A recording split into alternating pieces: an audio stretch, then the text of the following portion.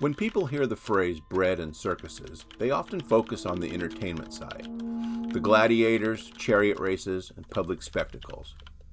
However, the bread part was just as important and arguably more effective. The earliest documented examples of Roman leaders providing food to the public occurred centuries before the phrase itself was coined.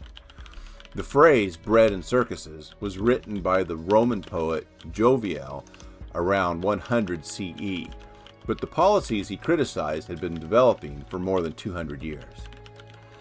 The first major documented step toward government food distribution occurred during the Roman Republic. As Rome expanded through conquest in the 3rd and 2nd centuries BCE, large numbers of people migrated to the city. Many small farmers lost their land due to military service, debt, or competition from large estates worked by slaves. This created a growing urban population that depended on purchased grain rather than homegrown food. When grain prices rose, unrest often followed. One of the earliest political figures associated with government grain programs was Gaius Gracchus in 123 BCE. Gracchus proposed a law establishing a state grain program.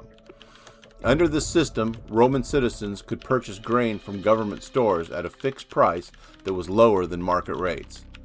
This was not completely free food, but it represented a significant shift in Roman politics. For the first time, the state accepted responsibility for helping citizens obtain affordable food. This program was popular with ordinary Romans, but controversial among wealthy elites, who worried that politicians could use food distribution to gain political support. Over the following decades, grain distribution became increasingly important. Politicians discovered that controlling access to food could translate into votes, loyalty, and influence. By the 1st century BCE, grain policy had become a major political issue. Rival leaders competed to appear more generous than their opponents. Some politicians expanded eligibility for grain distributions, while others sought to reduce costs. The debate was not simply about economics, it was about power. The next major development came during the rise of Julius Caesar. Caesar inherited a city where hundreds of thousands of residents depended on state-supported grain. After gaining power, he reorganized the grain system. He reduced the number of recipients to control costs, but maintained the program because he understood its political importance.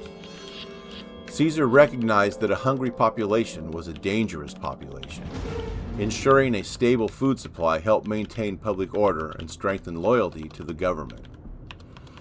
The most famous version of the grain distribution system developed under the emperors who followed Caesar. During the reign of Augustus, the grain supply became an essential function of the imperial government. Augustus established administrative systems to ensure that grain from provinces such as Egypt and North Africa reached Rome. These regions became the empire's breadbasket. Fleets of grain ships crossed the Mediterranean carrying enough food to feed hundreds of thousands of people. Over time, the program expanded beyond grains alone. Some emperors distributed bread directly rather than requiring citizens to grind grain themselves. Others occasionally handed out olive oil, pork, wine, or money. During special celebrations, military victories, or imperial anniversaries, rulers often sponsored massive public feasts. Citizens might receive food, gifts, or cash while attending games and spectacles. This combination of material benefits and entertainment is what Juvenal later criticized as bread and circuses. The Roman government had practical reasons for these policies. Rome was one of the largest cities in the ancient world, with a population that may have exceeded 1 million people. Feeding such a city was a constant challenge. Food shortages could quickly lead to riots. Several emperors faced unrest when grain shipments were delayed. Maintaining the grain supply was therefore not only an act of generosity, but also a matter of security and political survival. The system also reinforced the authority of the state. Every loaf of subsidized bread reminded citizens that the government provided for them. Every public feast demonstrated the wealth and power of Rome's rulers. Citizens could see a direct connection between imperial success and their own well-being.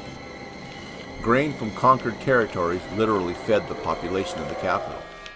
In that sense, military expansion, food distribution, and political legitimacy became closely linked. When Juvenal wrote about the Panem et Circenses, he was criticized for what he saw as a change in Roman civic life. He argued that citizens who once cared about liberty, political participation, and public affairs had become more interested in receiving food and enjoying entertainment. Whether Juvenal exaggerated is debated by historians, but his phrase endured because it captured an important reality. Roman leaders had learned that providing basic necessities and public amusements, bread and circuses, could lead to more secure public support and reduce unrest. The earliest documented bread component can therefore be traced to the grain reforms of Gaius Gracchus in 123 BCE. What began as subsidized grain evolved into one of the most important social and political programs in Roman history.